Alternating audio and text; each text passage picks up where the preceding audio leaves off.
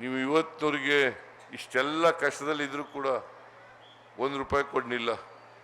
ನಾವು 240 ತಾಲೂಕುಗಳಲ್ಲಿ 223 ತಾಲೂಕುಗಳನ್ನು ಬರಗಾಲ ಪೀಡಿತ ಪ್ರದೇಶ ಅಂತೇಳಿ ಘೋಷಣೆ ಮಾಡಿದ್ದೀವಿ. ಇದು ಬಹುಶಃ 100 ವರ್ಷಗಳಲ್ಲಿ ಇಂಥ ಭೀಕರವಾದಂಥ ಬರಗಾಲ ಬಂದಿರ್ತದೆ ಕರ್ನಾಟಕಕ್ಕೆ. ಇದೇ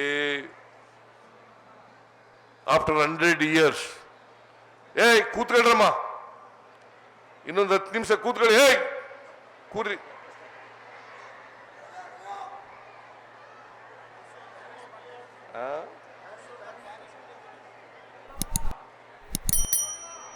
ಮೈಸೂರಿನ ಇವರು ನರೇಂದ್ರ ಮೋದಿ ಅವರು ಮೈಸೂರು ಬಂದಾಗ ನೀವು ಈ ಪ್ರಶ್ನೆಯನ್ನು ಕೇಳಬೇಕು. What is your contribution to Mysuru city?